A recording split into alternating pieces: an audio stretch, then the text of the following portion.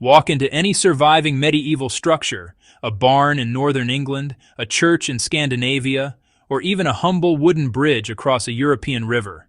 And, well, one thing is clear. The wood has survived centuries. These were not treated with modern paints, synthetic sealants, or industrial chemicals. Yet the timber beams remain strong, often flexible, and honestly, remarkably resistant to decay. The question that should strike any modern observer is simple. How?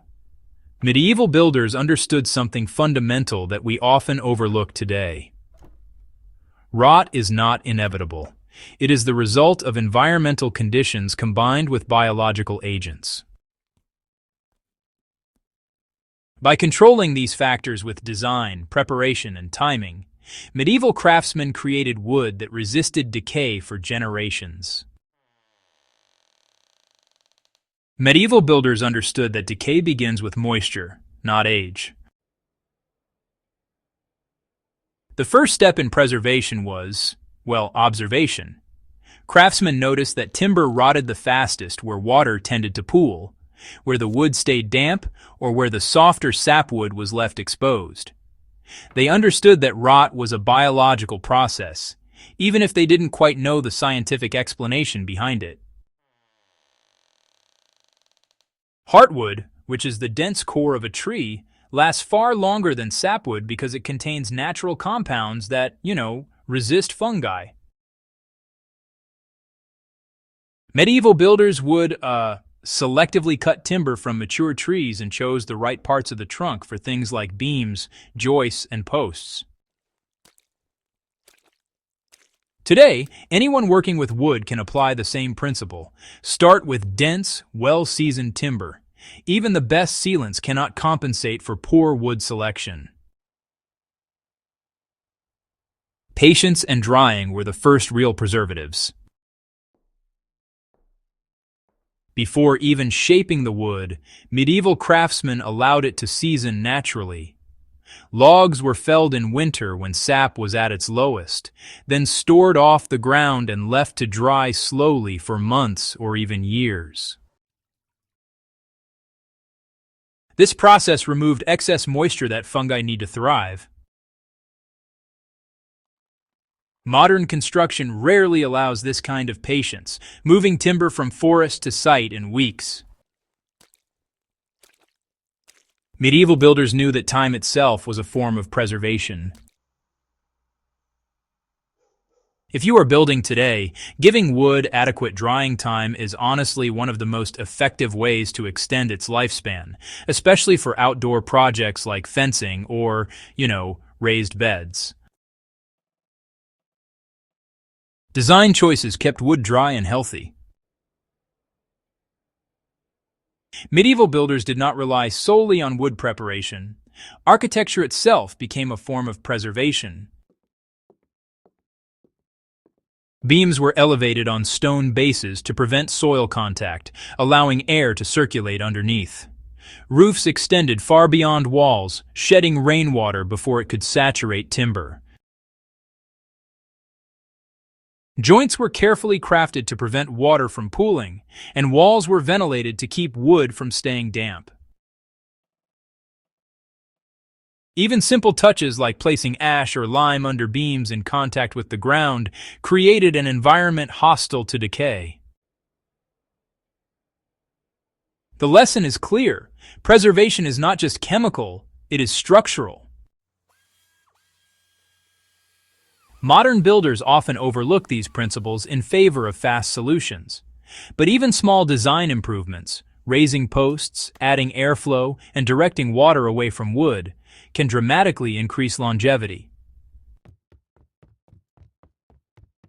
Heat treatment hardened the wood against decay. One of the most underappreciated techniques medieval craftsmen used was controlled heating. Beams were sometimes exposed to slow, low-intensity heat, which hardened the outer layers of wood. This process reduces moisture content and compresses surface fibers, making it harder for fungi and insects to penetrate. Archaeological studies show evidence of charred surfaces on timber beams and posts, not as decoration, but as a functional method to prolong life. Today, this can be replicated on outdoor timber with careful use of a torch or kiln, creating a hardened layer without burning through the wood. Natural placement of compounds within the wood added protection. While medieval builders did not use synthetic chemicals, they understood the protective power of nature itself. Certain species of wood, like oak, chestnut, and larch, contain tannins and other natural compounds that help them resist decay.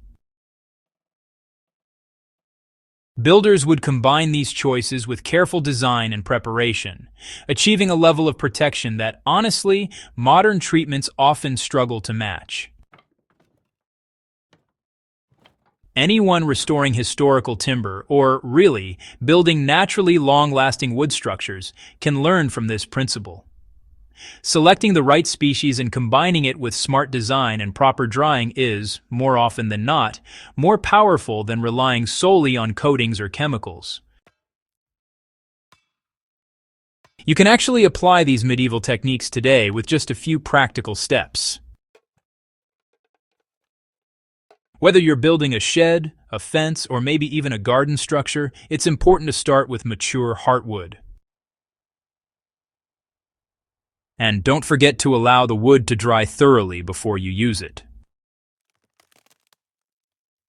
Elevate posts on stone or gravel to prevent soil contact and, provide airflow. Use roof overhangs or angled joints to direct water away from timber surfaces. If possible, carefully harden timber with controlled heat before installation. So, it's important to choose species that are, naturally resistant to decay. By following these steps, we actually recreate the principles that medieval builders relied upon, achieving, honestly, remarkable durability without the need for modern chemicals or synthetic treatments. Medieval wisdom, well, it prioritized longevity over speed, and the results really do speak for themselves. These days, modern construction often sacrifices durability for efficiency. The medieval approach, on the other hand, required patience, careful observation, and, a real attention to detail. The payoff, however, is timber that resists decay for centuries, sometimes outlasting entire civilizations. These techniques were tested over time and across generations, proving that simple, natural methods often outperform chemical solutions.